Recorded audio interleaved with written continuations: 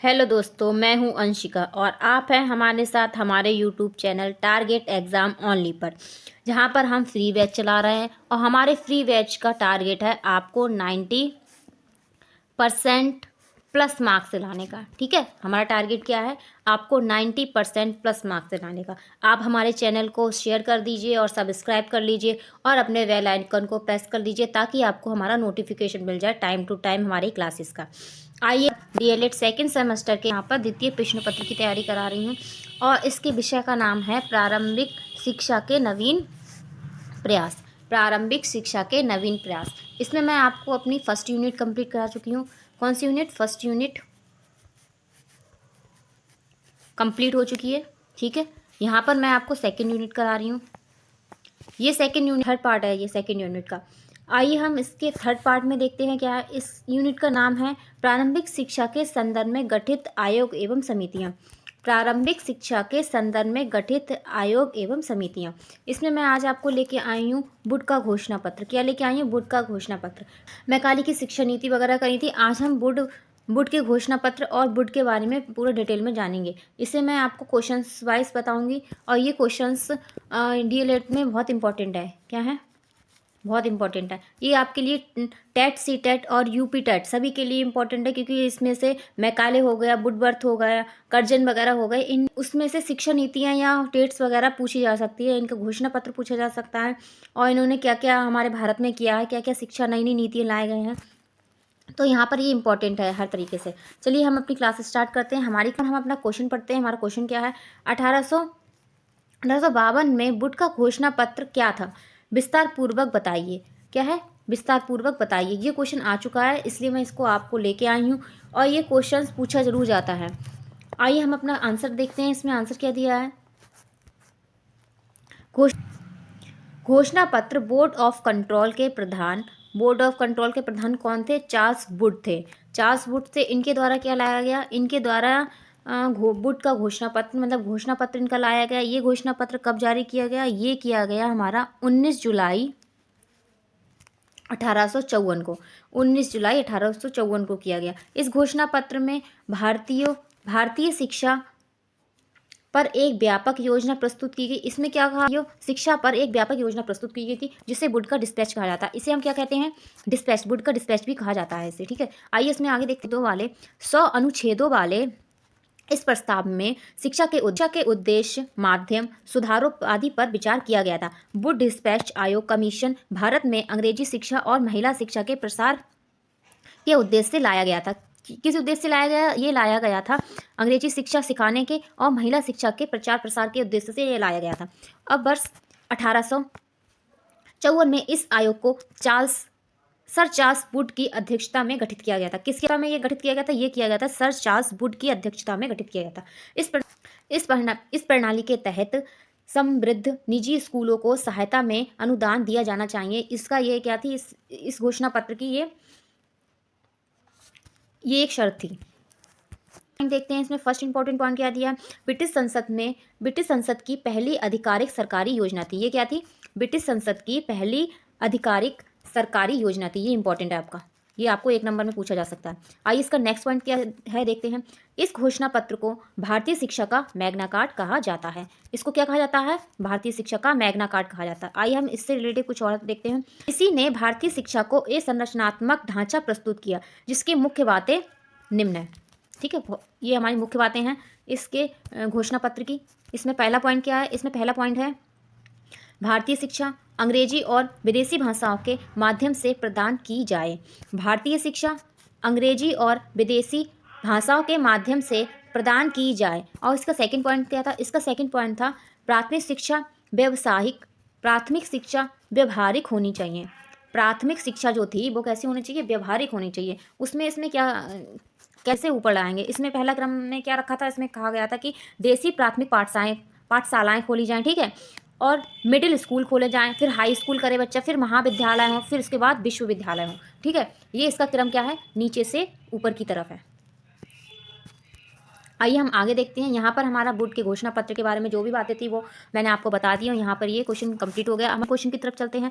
हमारा second question है, बुड dispatch को भारतीय शिक्षा का मैग्ना कार्टा क्यों कहा जाता है?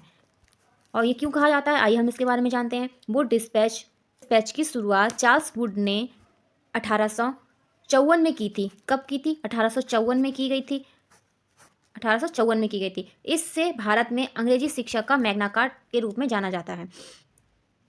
अब आगे स्पष्टीकरण इसका दिया है। इसका क्या दिया है? वुड के प्रेषण को भारतीय शिक्षा का मैग्ना कार्टा कहा जाता है। इसलिए इसका उद्देश्य भारत के लोगों को अधिक शिक्षा, स्वतंत्रता और आज़ादी देना और उनकी शिक्षा प्रणाली को आगे बढ़ाना था। इसे इसलिए कहा जाता है भारतीय शिक्षा का मैग्ना कार्टा, क्योंकि इसका उद्देश्य ये था कि हमारे भारत के लोगों को है वो आधुनिक शिक्षा देना था, इन्हें स्वतंत्रता और आज़ादी दिलाना था और उनकी शिक्षा जो प्रणाली थी उसको आगे बढ़ाना था। इसका यही उद्देश्य था, इसीलिए इसे मैग्ना कार्टा कहा जाता है हमारी भारतीय शिक्षा का। यहाँ पर हमारा सेकंड क्वेश्चन कंप्लीट होता है। आइए हम अपने थर्ड क्वेश्चन की तरफ चलते हैं। हमारा थर्ड क्वेश्चन है, वुड का घोषणा पत्र की सिफारिशें क्या थीं? वुड के घोषणा पत्र की सिफारिशें क्या थीं? ये हमारा क्या है? ये हमारा थर्ड क्वेश्चन है। आइए इसकी सिफारिशें जान लेते हैं। ये सिफारिशें आ जाती हैं आपकी।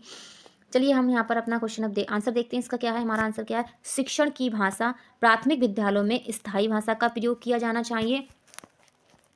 ये ध्यान से देखिए, ये जरूर पूछा जाता है क्वेश्चन।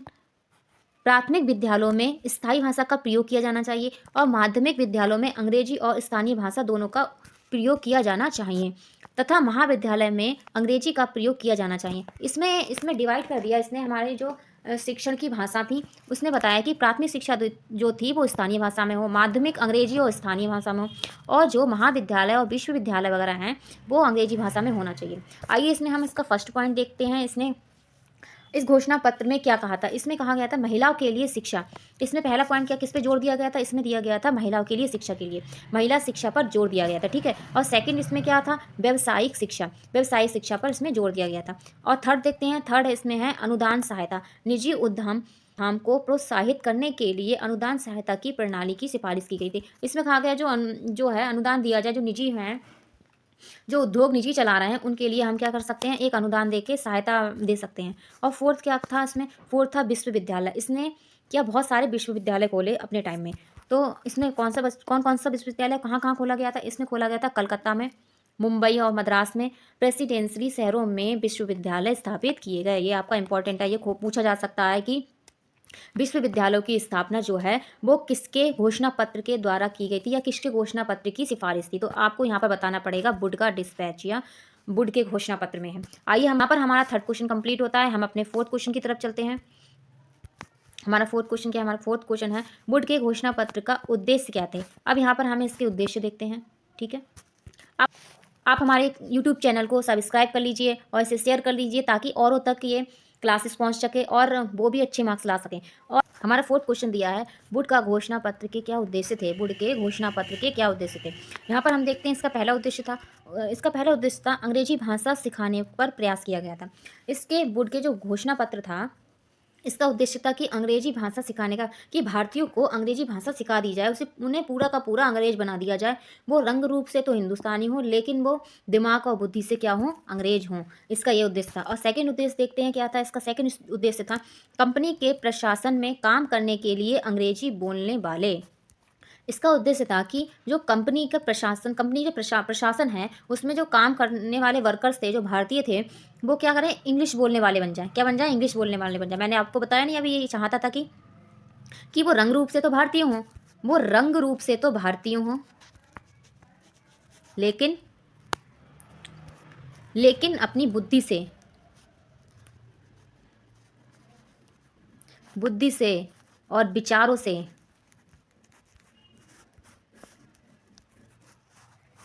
विचारों से क्या हों? वो पूरे अंग्रेज हों। इसका थर्ड पॉइंट क्या है? इसका थर्ड पॉइंट है भारतीयों का एक वर्ग तैयार करना। भारतीयों का एक वर्ग ऐसा तैयार कर देना कि वो अंग्रेजों की तरह इंग्लिश बोलें और उनकी भाषा को अपना लें। और इसका फोर्थ पॉइंट था लोक सेवाओं का एक वर्ग तैयार करने के लिए भारतीयों को शिक्षित करना, ठीक है। अब अपना फिफ्थ पॉइंट देखते हैं, युवा पीढ़ी में के बौद्धिक विकास को बढ़ावा देना और नैतिक चरित्र को ऊपर उठाना था, ठीक है। हमारा सिक्स पॉइंट क्या? हमारा सिक्स पॉइंट है भारतीयों के व्यवहारिक और व्यावसायिक कौशल का विकास करना था। वो पॉइंट क्या था? उसका उद्देश्य क्या था? इसका 7 पॉइंट का उद्देश्य था कि वो डिस्पैच सिविल सेवा परीक्षा और अन्य सरकारी परीक्षाओं के लिए महत्वपूर्ण विषय है। हाँ, यहाँ पर ये इंपॉर्टेंट है, ये पूछ लिया जाता है कि सिविल सेवा किसके उसमें शुरू की गई थी या परीक्षा का प्रस्ताव वगैरह रखा गया था किसके घोषणा पत्र में, तो ये वुड के डिस्पैच या वुड के घोषणा पत्र में रखा गया था। यहाँ पर हमारे सारे क्वेश्चन इंपॉर्टेंट है, आप ये मत सोचिएगा कि ये क्वेश्चन इंपॉर्टेंट नहीं है, ये आते नहीं है। इन सभी क्वेश्चनों आए हुए हैं और पूछे हुए भी हैं, आप अपने पेपर उठा के देख सकते हैं, या मैं आगे क्लासेस में जो पेपर आए हुए हैं उनके बारे में बता दूंगी या एनालिसिस करा दूंगी कि कौन कौन से क्वेश्चन कैसे कैसे आते हैं। आइए यहाँ पर हम अपना 5th क्वेश्चन पढ़ते हैं। हमारा 5th क्वेश्चन क्या है? हमारा 5th क्वेश्चन है, वुड डिस्पैच की प्रमुख विशेषताएं क्या शामिल थी। वुड का जो डिस्पैच था, जो उसका घोषणा पत्र था, उसकी विशेषताएं क्या थी। अभी हमने इसका उद्देश्य पढ़ा, अब हम इसकी विशेषताएं पढ़ते हैं। वुड डिस्पैच शिक्षा के विषय में एक क्या था? नीति पत्र था। क्या था? एक नीति पत्र था। इस पे क्या, इसमें मेन इंपॉर्टेंट बात यही है कि इसमें शिक्षा पर जोर दिया गया था, हमारी भारतीय शिक्षा पर जोर दिया गया था और उसे बढ़ावा देने का प्रस्ताव रखा गया था। आइए हम यहाँ पर आगे पढ़ते हैं। इसमें यह है 1854 में ईस्ट इंडिया कंपनी के लंदन स्थित बोर्ड ऑफ डायरेक्टर्स ने भारतीय गवर्नर जनरल लॉर्ड डलहौजी को भेजा था। ये किसे भेजा गया था? ये गवर्नर जनरल लॉर्ड डलहौजी को भेजा गया था। उस टाइम ये लॉर्ड डलहौजी कौन थे? ये हमारे भारतीय गवर्नर जनरल थे। ठीक है, आइए इसका हम फर्स्ट पॉइंट पढ़ते हैं, इसकी विशेषता का। इसकी विशेषता का फर्स्ट पॉइंट है, इस डिस्पैच में प्राथमिक विद्यालयों में स्थानीय भाषा को अपनाने का सुझाव दिया गया था। क्या दिया गया? तो सुझाव दिया। ये हमने अपने उद्देश्य में भी पढ़ा है, ये उद्देश्य में भी हमने पढ़ा है और ये हमारा विशेषता में भी है। उद्देश्य विशेषता मिलते जुलते ही होते हैं, ज़्यादा फर्क नहीं होता है इसमें। आइए हम इसका सेकंड पॉइंट पढ़ते हैं। इसका सेकंड पॉइंट है, उच्च शिक्षा में अंग्रेजी और एंग्लो वर्नाक्यूलर। सेकंड पॉइंट इसका क्या है? उच्च शिक्षा में अंग्रेजी और एग्नो वर्नाक्यूलर भाषा को बढ़ावा दिया गया था। क्या था? उच्च शिक्षा में अंग्रेजी और एंग्लो वर्नाक्यूलर भाषा को बढ़ावा दिया गया था। ठीक है, और महिलाओं की शिक्षा को बढ़ावा दिया गया था और प्राथमिक शिक्षा से लेकर विश्वविद्यालय तक एक संरचित पदानुक्रम की स्थापना की गई थी। फोर्थ पॉइंट हमारा क्या है? हमारा फोर्थ पॉइंट है, प्राथमिक विद्यालय से लेकर विश्वविद्यालय तक एक संरचित पदानुक्रम की स्थापना की गई थी। हमारा यहाँ पर फोर्थ पॉइंट क्या है? प्राथमिक विद्यालय से लेकर विश्वविद्यालय तक एक संरचित पदानुक्रम की स्थापना की गई थी। अब यहाँ पर हम अपना 5th पॉइंट पढ़ते हैं। हमारा 5th पॉइंट क्या? हमारा 5th पॉइंट है, इस डिस्पैच में यूरोपीय शिक्षा को अपनाने से होने वाले व्यवहारिक फायदों पर जोर दिया गया था। काय पे? व्यवहारिक फायदों पर जोर दिया गया था। और 6 पॉइंट इसका क्या है? इसका है, इस डिस्पैच ने डाउनवर्ड फिल्ट्रेशन थ्योरी को खारिज कर दिया। क्या कर दिया? डाउनवर्ड फिल्ट्रेशन थ्योरी मतलब छनन सिद्धांत, जो हमने इससे पहली वाली क्लास में पढ़ा है, जो मैकाले लेके आया था। इसे कौन लेके आया था? डाउनवर्ड फिल्ट्रेशन थ्योरी कौन लेके आया था? मैकाले लेके आए थे हमारे।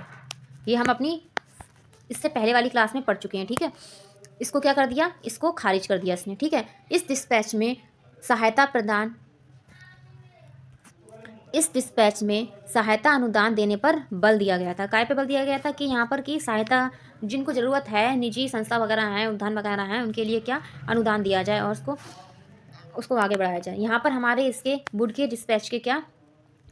डिस्पैच के क्या हमारे विशेषताएं कंप्लीट हो गई। आइए हम अपने नेक्स्ट क्वेश्चन की तरफ चलते हैं। हमारा नेक्स्ट क्वेश्चन क्या है? हमारा नेक्स्ट क्वेश्चन है, वुड के घोषणा पत्र के दोष क्या थे।